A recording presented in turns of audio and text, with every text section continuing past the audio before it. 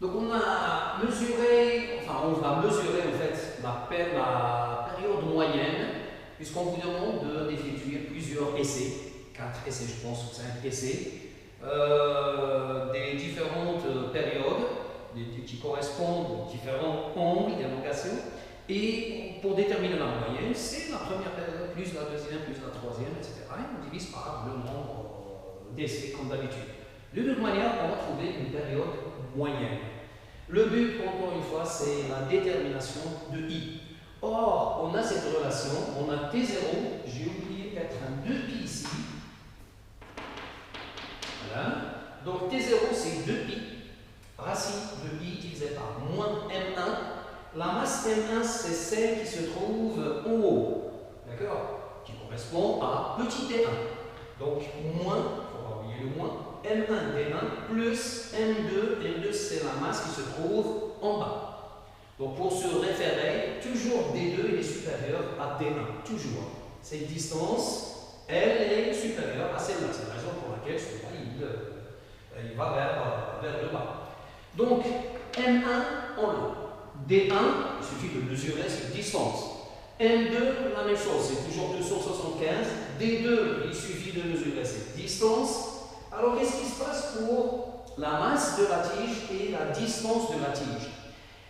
Le centre de la tige se trouve pile sur le pivot.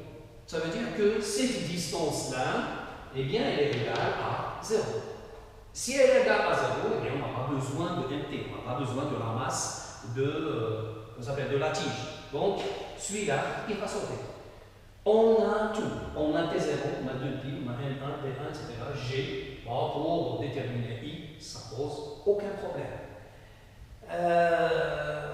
Peut-être on vous demande de déterminer l'incertitude sur T0 et puis l'incertitude sur I. Il faut savoir que l'écart type, qu'on vous a demandé de le calculer, eh bien c'est l'écart type qui joue le rôle de l'incertitude, tout simplement. Donc l'écart type est égal à delta T0. Si vous avez T0 et vous avez delta T0, vous pouvez déterminer I. Bon, peut-être je vais dire un mot sur l'écart type. L'écart type, on sait très bien que c'est une valeur mathématique, mais que représente physiquement? Je vais vous donner un exemple. Alors, supposons que vous avez deux classes, c'est-à-dire la classe C1 et la classe C2.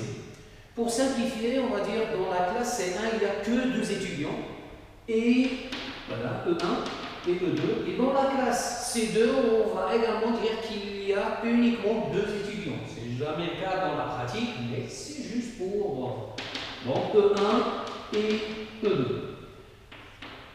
Dans la classe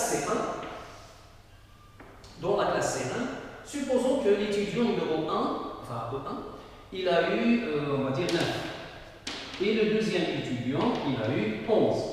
Si vous faites la moyenne de C1, de la classe C1, eh bien vous allez trouver que c'est 10. Alors que là, on va supposer que dans la classe C2, on a un étudiant, le pauvre a eu 0, et le deuxième étudiant, il est vraiment excellent, il a eu 20. Là aussi, la moyenne, c'est 10. Donc, vous voyez très bien que si on ne rentre pas dans les détails, si on demande au directeur quelle est la moyenne de C1, il va dire que c'est 10. Et la moyenne de C2, c'est 10 aussi. Bon, il y a un manque d'informations. Là, dans cette salle, dans cette classe, pardon, les étudiants ont à peu près le même niveau. Entre 9, 10, 11, il n'y a pas une grande différence. Donc là, ils ont à peu près le même niveau. Alors que là, il y a de très mauvais étudiants et de très excellents étudiants. Donc là, si vous voulez recruter quelqu'un, il faut aller là, puisqu'on sait très bien qu'il y a de bons éléments. Alors là, sur la moyenne, on ne voit pas cette information. On ne voit pas la distribution des valeurs par rapport à la moyenne. Alors là, vous êtes obligé de déterminer, de calculer l'écart type. Si vous calculez l'écart type, dans ce cas-là, vous allez la trouver très petite. Dans ce cas-là, eh bien l'écart type, elle va être très grande. l'écart type. Ça veut dire c'est l'écart des valeurs par rapport à la moyenne. Là, cet écart par rapport à 10, il est petit. Alors que là, l'écart par rapport à 10, il est vraiment très très grand. Donc là, l'écart type nous donne une idée sur la distribution des valeurs autour de la moyenne. Donc là, généralement, pour les physiciens, lorsqu'on on refait une même manip, c'était le cas, on a trouvé T0 une constante ou presque, mais on ne trouve jamais pile la même valeur. On va la trouver avec une certaine erreur. Donc lorsqu'on trouve plusieurs valeurs autour d'une moyenne, eh bien, pour déterminer l'incertitude, puisqu'il y a plusieurs incertitudes, mais là, l'incertitude, eh bien, on lui affecte l'écart type.